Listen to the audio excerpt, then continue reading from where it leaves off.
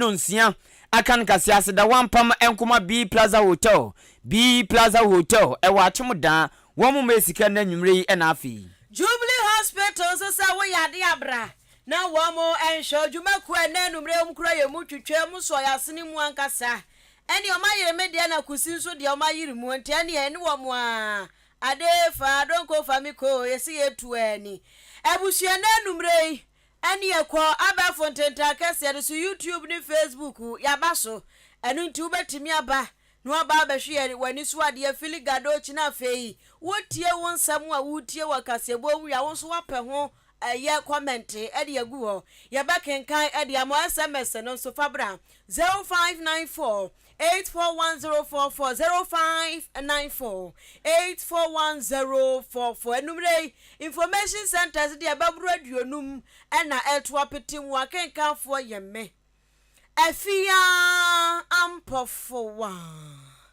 mene kwaku anin kusi buadum adehima mansam ni nkyeremu ane ne fitiase eni Ahenkan FM wati wasum mrasha bidwani ma adehye wo Tamale North abeton peso aso ya osanso ka endi samanyoko no bano dafo no oka hu bi odumnyafo Alhassan Saibu Suhuyini opanyini di atuja se emprempre watete pa na womanu guzunso amuka ninna ne se osi NPP aben Ghana man pani His Excellency odumnyafo Nanado Dangwa Kufado etuano no woma frase kasa be finhyamienu ekomiensa ntemni womo manu so bia womo so mo tutu sikasem amana gina ye adenti na womo kasa esanse odumnyafo Saibu echese sikasem ne sede na etie no abana tutu apansam wamana ebasa ama sesi enwoma ni na sisa sikanso de enyabu ni papa bibia bebu ni pa enu ntamo memu aye den papa odi asawo me bo ahwe ukodwa zo koto ade a se de atutu tunyomam se de fango entumi nyina faako enene atum ocha ne ehwiazo enene atum ocha ne ehwiazo nini na eyesika ya na no anonimnyafo Alhassan chese aban na ebaban sa de yo esanso wo mo ba aban mu no na Ghana esikasem na enya mobosei nanso NPP aban mampani Nanado Dangwa Kufado etuano no ma ba doso arenga na no ana oto ane nsam say sikasem nei anwe ne sia ayabasa no ose saka bima mitwabini awasi agina soma botaya ya hwa no anamfa so osi enya free sikasem entoto papam no awasi aban ma na ne bre papa na yetumi fa saka bima mitwabini so ne epega Ghana sikasem ne agina naso opanyini Alhassan Sade to so ka biem se awasi aban no efrase tiase se watoto sikasem na amana sei onyintum sa onipa bi ozeze o wonum na se yade bi bebo o anya ozi o miti pa mi webeko isia miti de sa eye awiabo ana ibu on mebo levena na miti ya mi ga no ma ebeko obu on ma onyintum dawo se bia bibi koso ni tim no nima de kronti me fa nkwa ya sa bia nkwa ohwem esanse onum ne bia ya ye hwe yade etuase nipa ko no onye dawo obema na hye no ho a onyintum na hye no sa o miti ebo levena sa na eba ebeko o medium didi hye na hye msope na memfe ewo so ebejai isia sa onyintum na ohwa no anu aduru na hye no abonse nanimra no so no na dina ufumfram enu bi anonimnyafo Alhassan Tamale North mrashe bidwani chese NPP aban yo mampani Nanado edano eye sikasam no atoto no amana sei obeji atum se sikasam na ase ne yape anuyi ni ahwa ma nkofo aboa ma yatumi atutu sikasam no onyintumu ene ode ne meye osi onye ni enwe Ahenkan Kasiebo lied to us, or he simply doesn't have the clue to change that service-based economy that he realized and spoke of before he became president. So lacks that boldness to state that we are still speaking about the structure of the economy as one of our problems, because the man that identified it and used it as reason why he wanted to be president to change it either lied, maybe better. God forbid. I have always said it, that what we have achieved with our democracy, we have never been able in the last 60 or so years achieve that outside democracy. And so things may be difficult, things may be dire, but together in our democracy, we can find a solution to it. But let the government of the day begin to show that they understand where we are and they take responsibility for putting us where we are so that they can get the sympathy that they need to finish the 8th. eni amuti ye yowura bi oka endi samanyoko no osanso ayemna hye bedwani ma de hye a Tamale North abeto ampeso so onyamfo Alhassan Saibu Suhini na de okay ose aban ni ngintum se wase ade kobeja tum no apa no yenu aban so onye ne sa na we nam so ama asemi okan efa NPP ni bi so aso achi ose pa sameton na adu nsa beguma chema jafie de na ajedia mi tonku ose anu gro tonku not MPP colors blue white and red bebo pitu sisi yi aba be kasa bo party no ban ose se papa ose boni obetrim na no na communication expert no so eye NPP amanyo ko ni people ni baako owura Eric Amwakutwum so eyi na no se he de o ka se abana titis kasem wa ne pasa na oye ne pasa wie nzo onyi ntumpe anu yi na ode ne meye enzo ntumi nye all kan sa no se nya ne kreda esan say NPP abenya Ghana mampani na nado dan kwakufu adu etua no sikasama etoto eye pansami wo mu guso toto nyama mannyama ejina so manfo ntwan trompa no beka no kra wo manfo be onsampa aban no eye bibi na nsakaye nso ebe sikasemu o se Ghana ban ade we ye na koma so ade pa so person ma Ghana sikasam no ejina ye na momam nso ayede no manfo nso aboni dimpa ezanze sabi dimpa o enyasi ahunya enu ti na ban di dwumadie bia ba ye friend domestic debt exchange eno eye mehwa ahutiri ho eno de aba so obeye amasikasem no wo pejam na gina ye pa eni to sa ba ni bodwuma timon kasa will engender for a stabilization of an economy has one way or the other gone against us. And so you realize that we've gotten to the point where some drastic decisions had to be taken. I was a bit late, and apologies as well. Got stuck today, this morning. I had to find different ways of getting. But then, so you find yourself in a situation where government, as difficult as it is, bring about this domestic debt exchange to find ways of ensuring that at least we can create some fiscal space to do some of the things that we still have to do as a country. It's almost akin to, regardless of the challenges that you're facing, there are certain key fundamental things that the state still has to provide, making sure that education is working, making sure that your health sector is still working, making sure that you have some infrastructure projects ongoing, making sure that you're dealing with your security issues and challenges, tighten our belts a little bit and ensure that we come out of this particular rut. I don't think that it is in anybody's interest, even for us as a political party, by extension, that you would subject the people of this country to some kind of hardship. And ya muti ye a communication expert or ye NDC NPP amonyoko ni people pa ya oka kukurudu onu sejesu eshi odumnyafo Eric Amwakutwum Egita udia bafote National Communication Director Edema National Democratic Congress NDC amanyoko no Eyora Sami Jemfidi atu Jani oni NDC amanyoko no munyina ena akabo mu akaba chirimu woma tutubia mane His Excellency Nana Adodankwa Akufo-Addo papa Sami Jemfi asamu wo kenyina ne se keta hyehyɛ proye jurim kankan ho abo aba we ho sate achate ebon kankan omunante a womunante a na ote se ade ne bon womutu omuna wote se bon ebon papa chentefu enu nti wose wosre pa sempanifo nhwe na corruption wo mo ye wo kurom ha ne de wo mo nhwe wo mo jasa bi jamfi asem wo kenyan se COVID-19 bremu sika bebrebe ye bewura Ghana ha nyina da empanifo di ni nyafo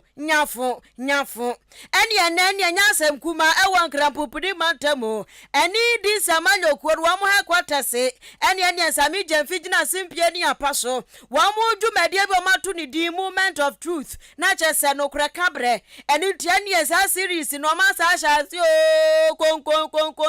sansan eni Sami Jemfi apron papa ewo sa Movement of Truth no ase na wo cheche mu na Sami Jemfi se Auditors General Report ya babeto dwa eni ensama hudro wura kuamoa wa kruchi agu nkrata ni mu kire sampa aban wedie wote ba no subube ya ba na ketasha pro ya jurim kankan ho wa ya de papa esasa COVID-19 foto ede to ho emusi kanyina da condemn tujurabu abana din left right center kate baby boso wadi pa no ɔse wo hwɛ sɛ aban wɔte mpenten kwa wɔpɛ sika akyekere kuro akyekere ɔman tiaseman Ghana na wɔnya sika na wɔdi dia na kyese ehunu nipa wɔwo srɛsɛ kwa lala sulala na afe COVID-19 so aba na ya pagya foto kakraka dia ma ɔsɛgye na fa bɔ COVID-19 ho branso a udi sɛdie benti wɔse ya bro ani baye sami jamfitro ne nsɛm so de wɔkyerɛkyerɛ sɛ ɔde enkuntabuo wɔyade pa UNICEF fofuo COVID-19 ni bremu wɔmo Brian $120 million sɛ yamfa to vaccine bi wɔse aya owura kanoforia tane ne nkɔfoɔ wɔnom eyi sika ne mu $38.3 million ɛna de kɔtɔ nro no enti ne ma sika nti ɔtete bi firi mu yi firi mu a na kyɛse yi 38.3 million no every $120 million ni mu a ɛbɛka 81.1 million wɔse saa sika na ka ne nyina da empanifoɔ di nyafo wɔn ma fa nkɔtɔ vaccine no wɔn ma di sika ne nyina wɔse saa 81.8 million ne kura say no ebetimi aboa Ghana kakra sese Ghana ya wiawia fe ni yagege ya tata enkasa sika we betimi aye bibi pa na so esane keta hye proye jurim kankan ne ho konti aba wanyi adaje ni posuntu wadi sika ne nyina da ema sese dompe ene wo mo fefe ho saa. The Auditor General's report reveals that by the kind courtesy of COVID-19, Ghana benefited immensely from unprecedented inflow of funds from various sources such as the World Bank, the IMF, among others. These funds, the audit report estimates to amount to a total of 21,844,189,000 Ghana cedis. These notwithstanding, ladies and gentlemen, the Auditor General reports observes that out of the total amount of 21.8 billion, only 11.7 billion was spent on COVID-19. The Auditor General's report details how the Ministry of Health paid a total of $120 million to UNICEF for the supply of COVID-19 vaccines, but only received vaccines valued at $38.3 million, with a whopping $81.8 million. $81.8 million ne die fasege alata bedi kodu o mendi kodu obawe kotre menwe kotre aponchane he menwe aponchane mampam so I critical. I'm a song composer. Oh, I get it. Yes. Ebusia sami jamfio. Ana wotene kano. Ekitaudi aba fote de man National Democratic Congress. Ono no na wasanso tuaso biemu a na wo kire mu se. Auditor General report de NDC fo ani kuhu pa. Wo mo ahyada hwehwem apɛ ɛka ne science space yankasa. Adom wasukwa hwemu ahunu se. Nyamianum no kone abonsamatiko abaya watiswe COVID-19 bremu odiska papa sami jamfi cheche ni nsem no se odisika tomprada NPP amanyokuwe yo musisui chese COVID-19 sika na brimbri o mani sunti popo brimbrim titi sisi wa musu okuro mana chese sika no wa mu bonkofo sikatuo pe bebu okuro no atimi se sikatuo ni kwase ko na so mu sika no ayo overflow busuo pite wompia chiti sika na busua ma chese adie buonu akura no mu disika na ya kura na adwere ho a wonti ase so na sika no wonom adi dijuma sami jamfi cheche no se ukopiem ewo North East region wonom a na rigu eho contractor agi sika 4.5 million Ghana cedis contract ni adema na de na sika da so no aya 15 million Ghana cedis abai atuamu 4.5 million Ghana cedis adema contractor no say one shon won see isolation center ewa na rigu o se besi ne fa sege contractor ne de 4.5 million no okwadio kwam odin kuruma tototo ni bi afa ne nase akwadwane baba yesi yehu ba bi a contractor ne go so wo hye hen so wo hye tokro kituam yenim ye 4.5 million Ghana cedis ne so a wo de ko enti wo se sa asem we se no enka papa mu apa se ye pesika ena ye pesika de chechire oman a enka ya kochi contractor ndadadadada ne yanka age esika kura friensem nanso mpanifo teteteto omoto so wamu tetu amutusu okroma na omodi omani atu IMF sika so wamudi omani atu bond holders sika so wase sa sika we contractor no adwuma no waso ho ye no wono awanye wono so waji sika no akwaduo wokọ enti wase sika nsa de ba abum ntino wamu yusu no kwasi bani se anyhow biara chese ade bi wo kra mbo atum se and we de ni kwansa aban no wo ye te se man ya atoto yetimi to ade akoto fie yebeto awie ne se ade we kura mpu ankamanto yetimi to atade apa akoto fie ne yen sheda entu be ko obi wardrobe mu na ntade be yedu aduonu won sheda so wodi sika na to de akogu dem ya ese man ne atoto de entu wose sika na won samsa no a adwene nkyira hwe no ansa wode toto nneoma entu wose covid sika ne de aban we no ahunu de ofanye entu wode ye nneoma basa ya wose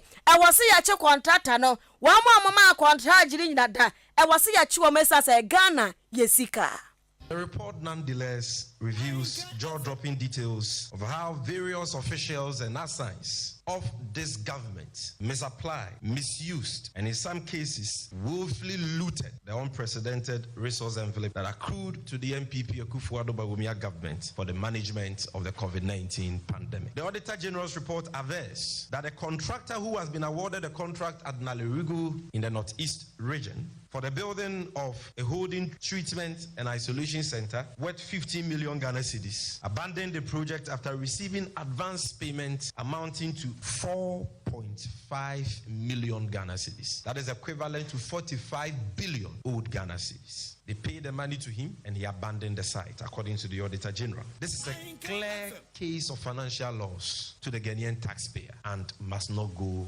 unpunished. Nipa wutini kai ayankita odi abafote Adema National Democratic Congress NDC amanyokuo no ora Sami Jemfi ebreso se Ghana yena wa wonya finsha dun wotwe asabi unim papa ni mbone eyo mfinsha makoma ko 19 bia se wose etoaba yena sa lai ba ko wan logologo lai disukoto aba na afimpinu nya duo no 2020 abato bredu ye no eno na communication team member National Democratic Congress NDC amonyoko no owura kojo dankwa eje se abre akwakoto aba wo 2020 no NPP aban ni NAyi na nado dankwa Akufo-Addo yade bia ono anu hu dwiri ni papa die nche okasa ne se osini edi nka ma ban tumi mfinhia aduonu ne afimpinu nya dunson 2017 amana edikoye campaign bi ena amane ade anim yesisabi otu tuabodo gunso nani dati bi unsa beka enti abodo a MPP aban tu gunso nani ewa afimpinu nya aduonu no eno eyi na wo mu twa ne nei eno nti de beba no awo kire no de ebeba no se ye tu abano aso sika gumsa no de ekofa bae no emu ba akono no owura akojoda ka santo ne nsem so se enam sayo so nti ama Ghana sika krado awdo no wo mo bre papa se wo betumi ene wo ma esieska wo ma ene wo mu dinsa wo so no ebedidwa ose aban no ye bia so wo de domestic debt exchange beba aba ye nyoman so ose oboa ade ya be de ba DDEP ebe ha dwumom ebe maska krado na bre papa ama wo mo ne customers edinsa wo so ose wo mo bebre pa ezan se aban ne shebo bi se enya de ono no be haircut bia na so ose ye dak sori ya aban no onyi etiremu mu nankasa na aban ne twa enu ti de aban ne ye no onhwe ne pa na sabi onipa eya den a o ye bibia de unchi ebeka o owura adakwa san ato ne nsem so ka biem se ade ba ku biem a se oyi se ye to aba NPP aban sueska gum